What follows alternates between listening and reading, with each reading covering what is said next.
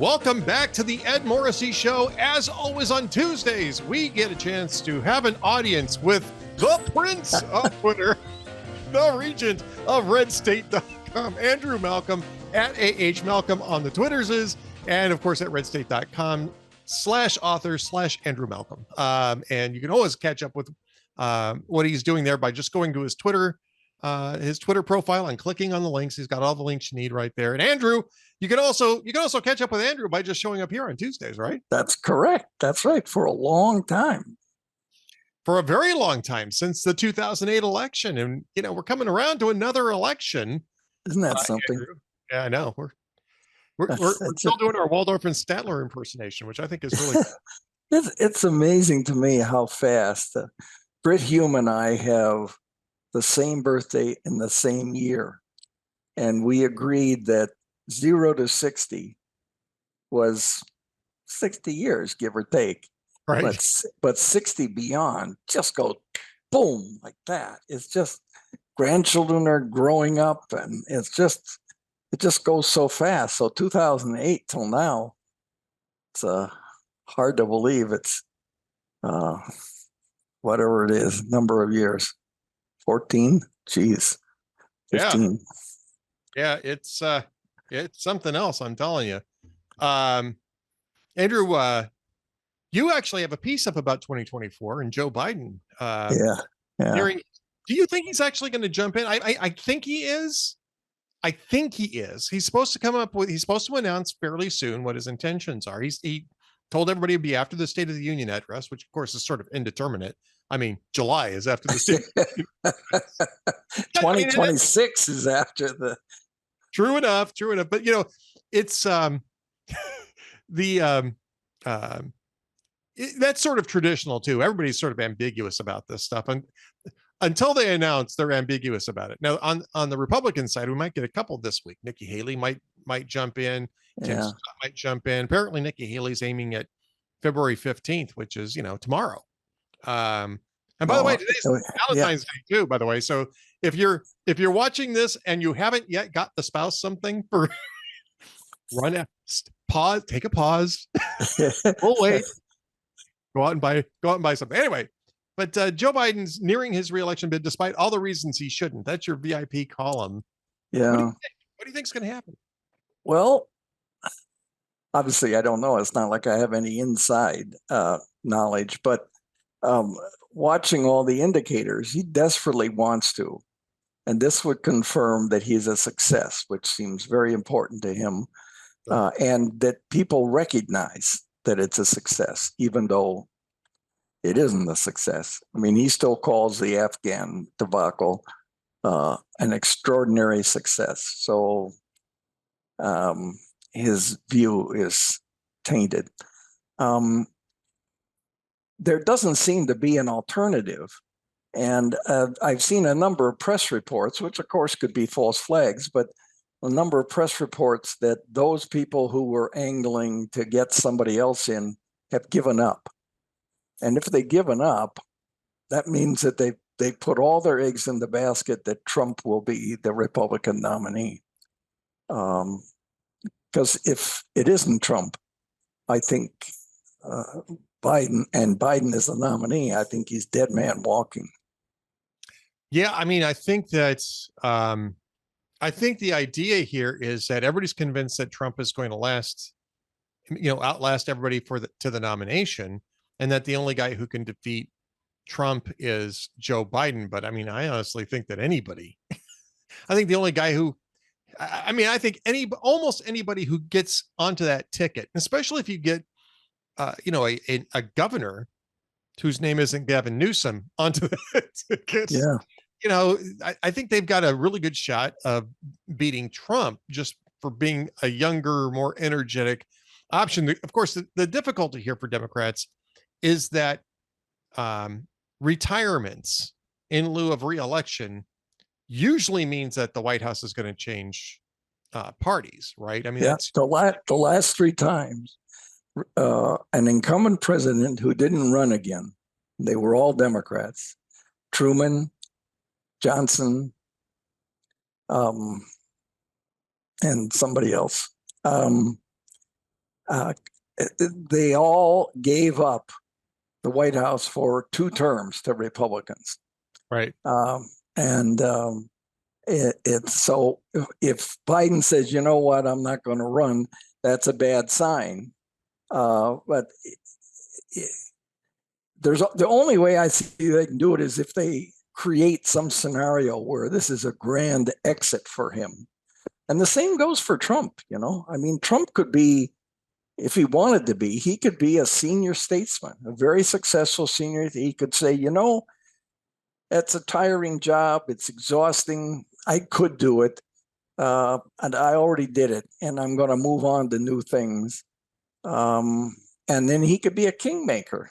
But I imagine he's gonna stay in. But Biden, I don't see him voluntarily not running, and the Democrats seem to be in a fix about what to do about him running, even though they know it's bad news, unless it's Trump. And yeah, I mean, think about that. And I mentioned this in the VIP column. Picture Joe Biden at 82, which is 2 years older than he is now, and he's not going to get better on the dementia side. Imagine Joe Biden on a debate stage with a 46-year-old conservative governor with a successful record, an overwhelming re-election win, who's respectful but devastating. How could Joe Biden answer any of the charges that would be respectfully presented about his record? Yeah. And he'd get kerfluffled, and he'd mumble like he does almost every time and say something. And it would be very hard on a national stage for him to survive that. Now, if it was a Republican governor, they'd be smart enough. Republican primary people like governors. They like executives, generals, executives, vice presidents. I mean, George H.W. Bush was an executive in countless kinds of ways. But Democrats just kind of they just fall in love with senators. And I think with one exception, they've gone for, in their vice presidents, they've gone for senators. It's pathetic. And they don't look like they can do much, and they're not very successful. So yeah, it looks grim if it's Joe Biden and somebody else. But I mean, 46 to 82, that's a big difference. I don't care how much makeup and how much drugs they pump into Joe. Yeah, I think that, and I think that this is the issue for them. If Biden announces that he's running again, and then Trump for some reason falls out of the race, it's clear that the next Republican nominee is going to be significantly younger. There isn't anybody really in the ballpark, in terms of, even somewhat competitive. I mean, you've got Nikki Haley is talking about it right now. Tim Scott's talking about it. Glenn Youngkin in Virginia is a pretty decent, I guess you could call him a dark horse candidate. I don't know if I'd necessarily call him that, just because there's just been an absence of any sort of polling on this. And of course, Ron DeSantis. And they're all at least 20 years younger, and sometimes younger than that. Yeah, the oldest one I think would be Pence, who's I think 60, 61, something like that. Yeah, and and we've talked about Pence before. I mean, the thing about Pence is, he's tainted. Yeah, tainted. I mean, again, if Trump is in the race and you want a callback to the Trump administration, you're going to vote for Trump. You're not going to vote for Mike Pompeo. You're not going to vote for Mike Pence. And arguably, you're not going to vote for Nikki Haley either. She was his ambassador to the UN. And so she's definitely part of the Trump administration. So if you're, if you want to call back to the Trump administration, you're going to vote for Trump. If you want a fresh start, you're likely to look at what some of the governors, right? And that would include. Yeah, absolutely. And uh, what was I going? There is vice presidents with George H.W. Bush's side, because he was basically a third Reagan term. Right. Vice presidents have had a hard time getting elected for some reason. People in the House and cabinet members, interestingly enough, don't get elected president, not since Herbert Hoover. Yeah. Yeah. And for good reason. I mean, again, on the Republican side, you want somebody who's at the forefront of executive policy. On the Democratic side, you want people who are at the forefront of, the effort to federalize and expand federal power. That's usually senators. That's really, you talk about this, and we've talked about this a couple of times, but really that's the way in which that choice probably legitimately represents the difference between the two parties. The Republicans, for the most part, and maybe not so much as they used to, but for the most part, Republicans want distributed power away from Washington, D.C. So they're looking for people to represent that. And even Trump is a representation of that, because Trump was a guy who didn't come out of any sort of government. He came out of the private sector, another area that they'd like to devolve authority to. Whereas Democrats are more interested in in expanding the federal footprint, because they see it as a more equitable way of administering governance and basically eliminating the states so they can impose their idea of, equal approaches across all 50 states. And you're not really going to get governors to back that sort of thing. No. It makes more sense for them to look to U.S. senators who are participating in that type of thing. And I've just got to say, I'm going to crab about this one more time. It's a good reason to repeal the 17th Amendment because senators are really supposed to also represent state interests. That's the original model in the Constitution, was that the House was the people's chamber and that the Senate was the state's chamber.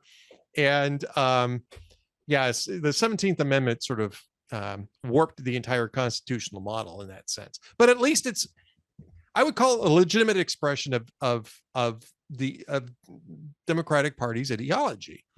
The problem is that, as you say, senators aren't really good executives. It doesn't translate. No, they're not. No, they're not. And they're just Pauls. That's what they are. And I don't think, despite the fact Congress's job approval goes up and down, but it's always low. Right. And that's senators. And they're the ones in the federal government who get on the stage, who seek to be on the stage. And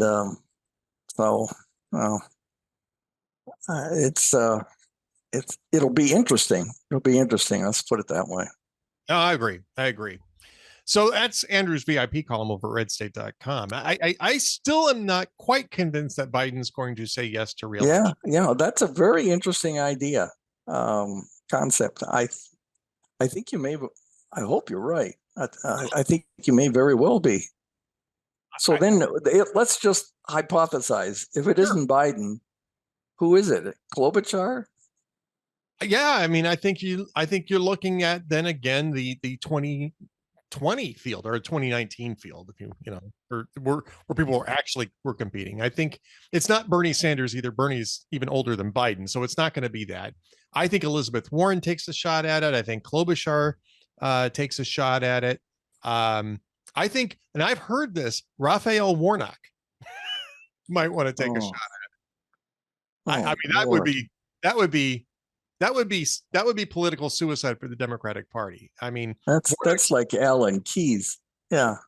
Warnock's lucky that Republicans ran Herschel Walker against him in his reelection bid here for the in the last election, because if they had run anybody else, Warnock would have lost that election.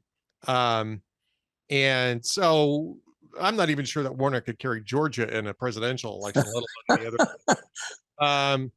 But I've heard it mentioned, right? So again, they're looking to the Senate. They're looking to progressively the Senate. And then if they really want to look towards the states, I mean, I know Gavin Newsom is, champing at the bit. I don't care what he says, he's champing at the bit at the next brass ring. And Yeah. so as soon as Biden says no, Gavin Newsom is all in. I mean, he's been campaigning already in Florida and Texas. Um, Yeah. let me put scare quotes up. Campaigning, Andrew. he's Yeah. been he's been trying to convince Texans and Floridians that California is actually the freest state in the union. That's pathetic. I was talking with a friend. They said that they were thinking of moving somewhere else, but their spouse had 10 more years till retirement, and they were living in California. I thought, oh, 10 years more in California. I was there for 20 the second time, and the weather's great. Damning with faint praise, the prince of damning with faint praise. I think I think it's a 10-year measure, but California has lost the most amount of people in population as any other state. It's not even really close. There has been a big exodus out of California, primarily to states like, I don't know, Texas and Florida, where former Californians are laughing their butts off at Gavin Newsom's attempt to campaign in those states. But he has been campaigning in those states. So Biden says no. I'm sorry. And I agree with you totally. Enough have left California that they lost, for the first time in their history, they lost a House seat. Yep. They lost a House seat. And under current management, it's only going to get the exodus will only continue and expand. And again, it's a middle class flight, because the very wealthy know how to game the system there. In fact, they're helping to create the system so that they can game it. And the very poor don't have the means to move out of the state. So who's moving out of the state? The middle class that has the means and the motive to go find greener pastures elsewhere. And so what you're going to wind up with in California, what you're already winding up with, is a very stratified economic environment. Right. And it's no surprise that supposed $25 billion surplus turned into what was a multi-billion dollar deficit almost overnight. Yeah. Well, they'll find some way. But the thing that always exemplifies to me is California is the voters passed some years ago, 6-8 years ago, they passed immense water bond issues to build reservoirs so that when they get their big rains like they just did, the rains get saved because they need money. They're always short. They need water. They're always short of water. Well, they haven't built the reservoirs. So the question is, where did that money go? But beyond that, they are focused. The year we left, the California legislature, they weren't paying attention to the water, but they were right on top of the tiny hotel shampoo bottles, the plastic bottles, which they banned. They banned plastic straws, plastic bags.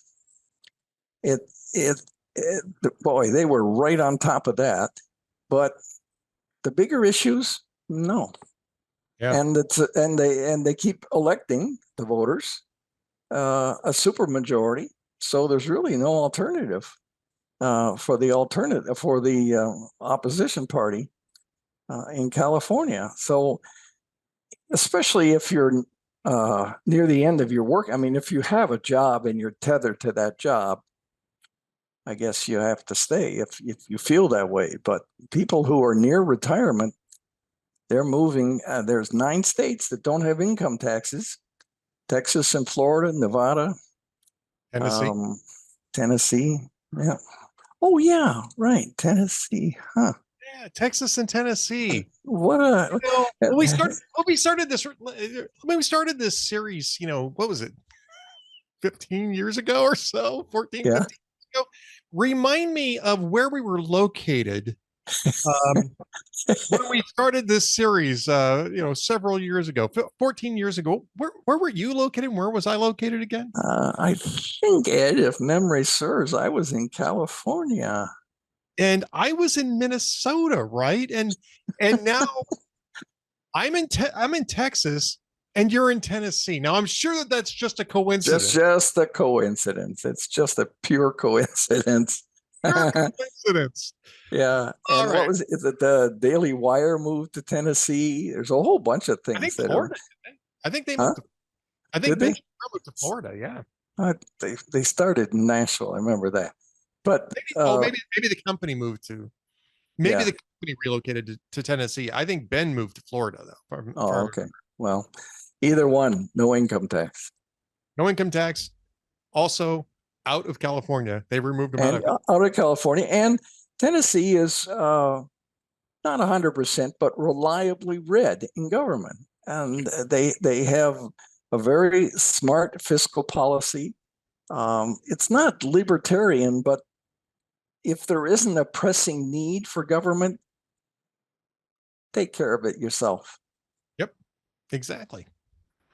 All right, I want to get to one of the bigger stories I think that we've covered in a long time, in part because we're involved in it, which is this story about that Gabe Kaminsky actually did a great job in reporting on what he calls Disinformation Incorporated, which is the effort by social media platforms and others, big tech basically, to quash dissent and opinion through the use of the term disinformation.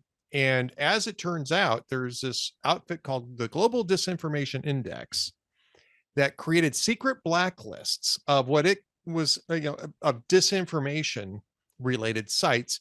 And guess what? Almost all of them, in fact, I think maybe all of them, were conservative websites, including Hot Air, Yeah.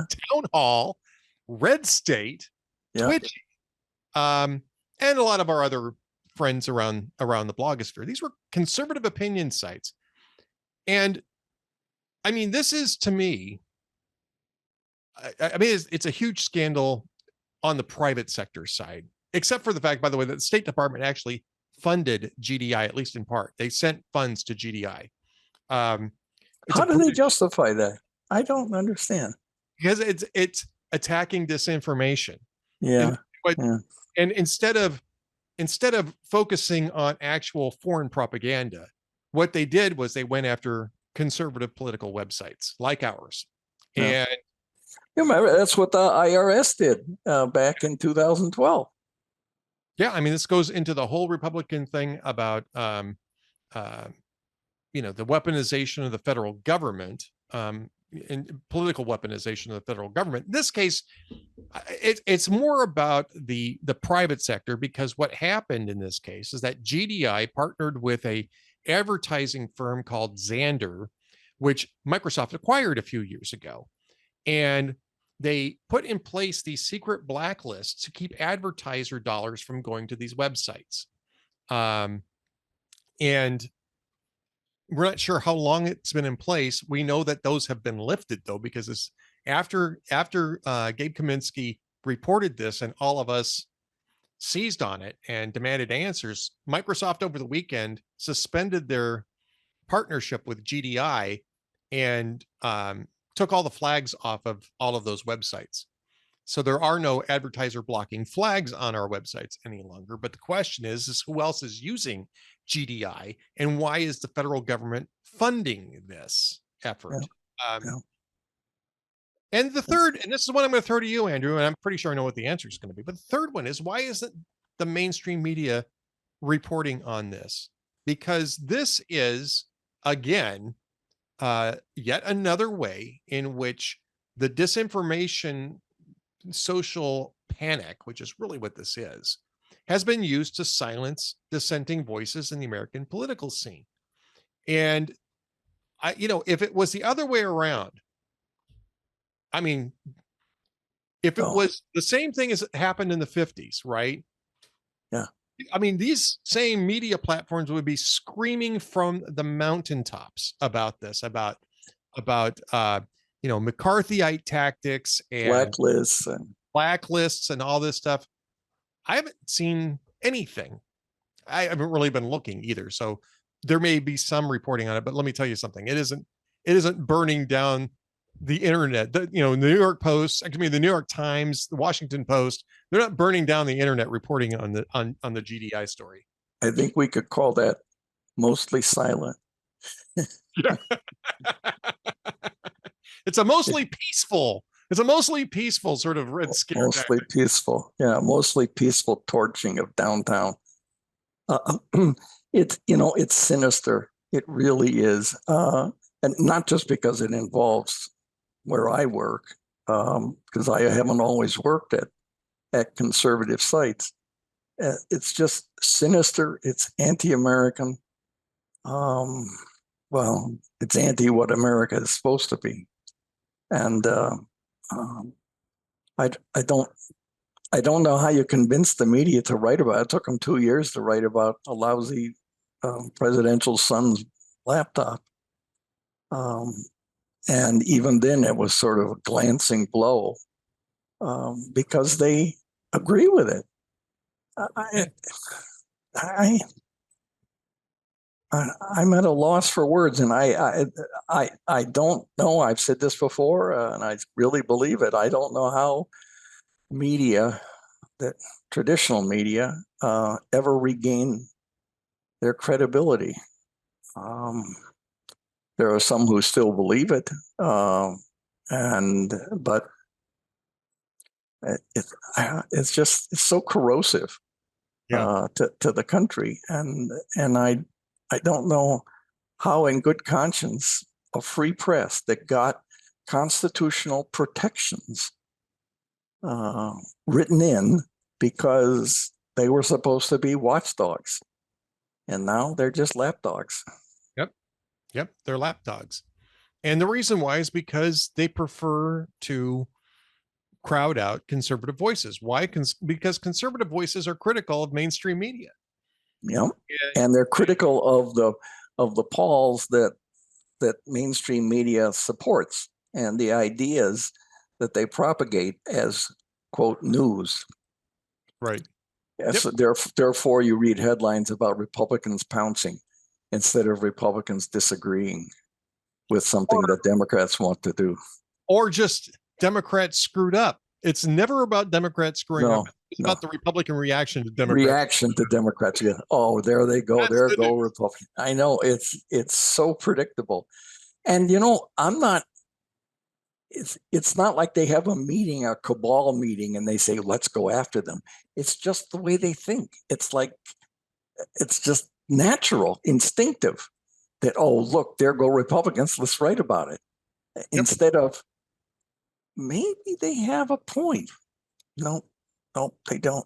I had a colleague, I wrote, this wasn't politics, but I wrote a big piece that was the lead of the New York Times many years ago about, remember the Baby M controversy?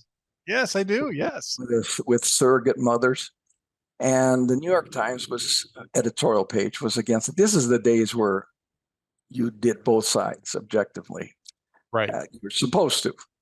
And I did both sides to the nth degree in support of why women would seek to rent a womb to get a baby, the couples. And I actually I told the lawyers, I said, I don't have to use their last names, but I have to talk with real people who are arguing that they should be able to do this. And likewise, I talked with other people who were arguing against it. And I wrote a piece, which I'm pretty proud of. And as you read it, you go, oh, yeah, of course they should. And then you come to another part and you go, oh, wait a minute. And I consciously wrote it to be very convincing both ways. And I had a colleague come up to me on the Monday after it was the lead of the paper, and she said, boy, I could never have written that. And I thought, oh, well, thanks, I guess. But to me, it was kind of a sad admission. We're supposed to be professionals, and it doesn't matter what my opinion was on it, but I wanted to tell a compelling story so that people go away and say, well, finally, I understand that. I understand this. So anyway, that's gone. Yep. All right. Last topic before we get to the jokes of the day. our jokes of the week. Super Bowl. What did you think? Well, in all honesty, I taped it and I skipped all the commercials. And so I was watching it, I don't know, maybe 10 minutes behind. And I'm not a big fan of either team, but I do admire Patrick Mahomes incredibly. His athletic skill. I know Jalen Hurts is good too, but I enjoyed the football. It was evenly matched. The timing and the cunning at the end, I think, having been there several times, Andy Reid was with Philadelphia, and I think he's still the winningest coach Philadelphia ever had. But in the end, he denied the current coach the win. So I enjoyed the game. I didn't pay any attention to the ads. I must confess.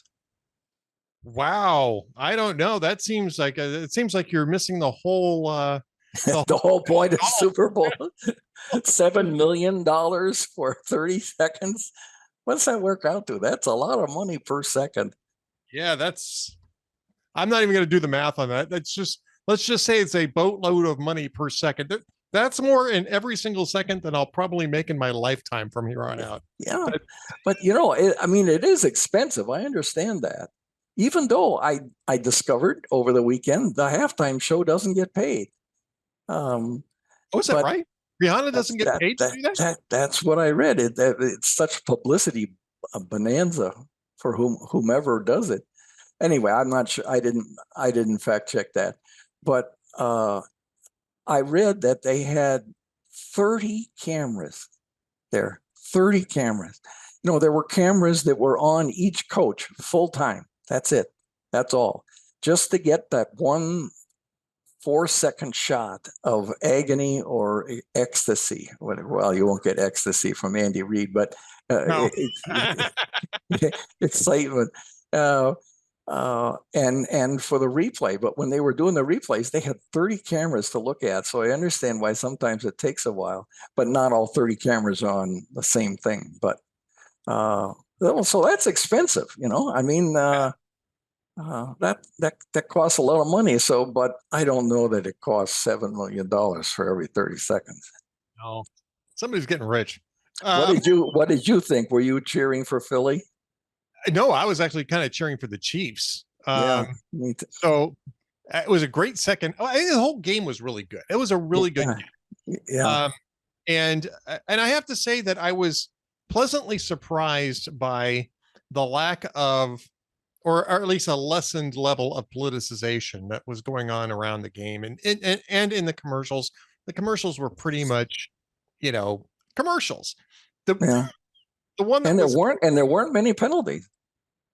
No, but there was that one at the end that people are people in Philadelphia are really sore about. But it was a legit hold. And this was, I think, interesting. I was talking about this with Larry in our Off the Beaten Path thing.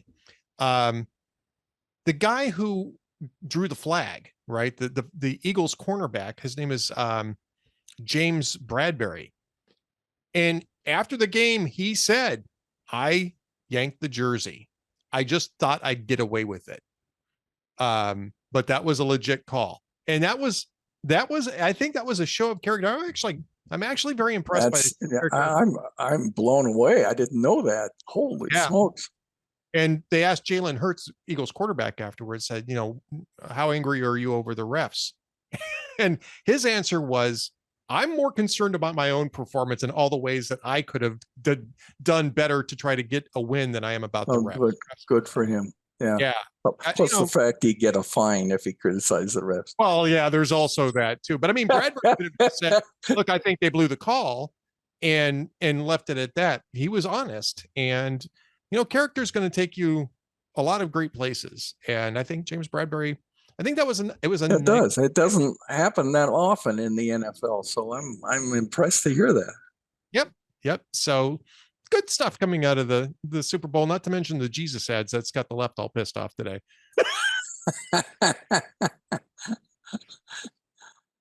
And I mean, honestly, I mean, I saw these ads. They've been running for a little bit, and I actually couldn't tell you what. I mean, I found out that it was the same family that owned Hobby Lobby, I guess the Greens, who put the money behind these things. And you can have a debate as to whether or not that was a worthwhile investment of money. It's their money; they can do what they want with it. But I honestly, until I found that out, could not figure out what political ideology was behind this. Yeah. And if you just watch the ads, you probably can't either. You would probably never guess that it was a very conservative family that I think still own Hobby Lobby. And so I was a little surprised by that, honestly. Yeah. It was I actually like the ads. I like the one that ran during the Super Bowl. I'm not necessarily keen on a couple of the other ones, but the one that ran in the Super Bowl I thought was a really good ad. So yeah, but some people can't take an ad. Some people can't take a joke. Some people don't pay attention to them. Yeah. Well, yeah, you skipped over the ads, right? You missed the Tubi one. You missed the Tubi one that where they were trying to head fake people into thinking that they had somehow sat on the remote. Did you see this thing? No. Well, I was watching in real time. I was at a Super Bowl party, right? And all of a sudden, the two Fox announcers are on the screen. And all of a sudden, a menu pops up, and you see like a wandering cursor, and it clicks on Tubi. And I mean, at our party, there were people saying, "Who's got the remote?" This is an ad. This is an ad. And sure enough, it was an ad because you could, if you're really watching it closely, you can see the difference in the broadcast quality. Yeah. Oh yeah, it's like War of the Worlds had people going back in the 30s. It was actually cute. It's not the first time that somebody's done that. Do you remember the parachute one? Because that was a similar sort of thing. No. Only it wasn't about TV remotes. I forget what I want to say it was Doritos, but I don't know if it was Doritos or not. Where they had the actual announcers like coming back from a break and announcing, commercial break and starting to announce, and all of a sudden, oh wait a minute, there's a parachute is falling, coming down out of the sky. And it was pre-recorded, so it wasn't happening in real time, but it was clever, right? I always go for the Budweiser Little Dog and Little a puppy bowl. Yeah, no, but not the puppy bowl, but the little dog in the stable with the huge horses.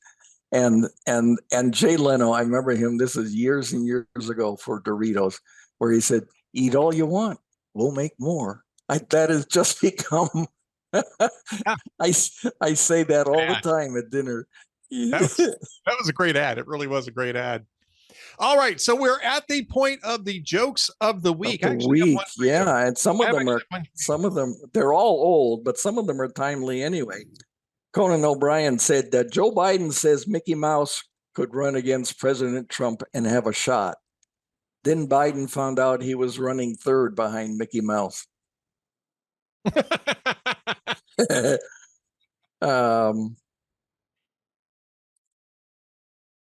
Then Conan also said President Obama called to congratulate the Green Bay Packers coach for his Super Bowl win. Then Obama met with the victims of the Black Eyed Peas halftime show. I love that one. And finally, excuse me, Jay Leno said, the Grammy Awards this year banned side boob exposure on women's dresses. Not many people know that side boob is also Joe Biden's Secret Service code name.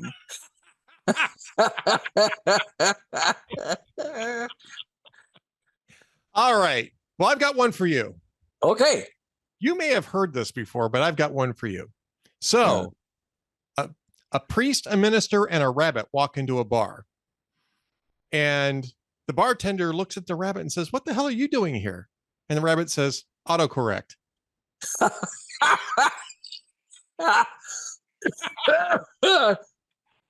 like that. I like that. I have one about a bar too. Okay.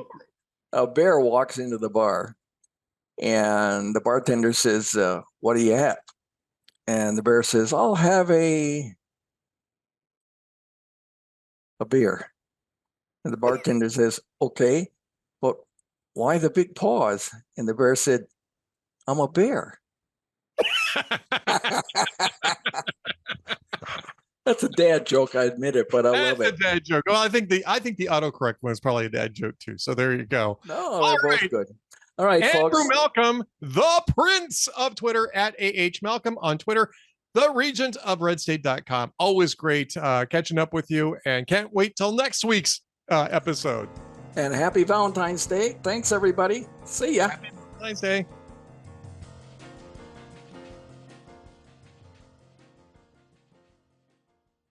Now that the political infighting is over and the sausage is being made in the House, it's time for Republicans to unite with one cause and fight back against Joe Biden and his radical administration.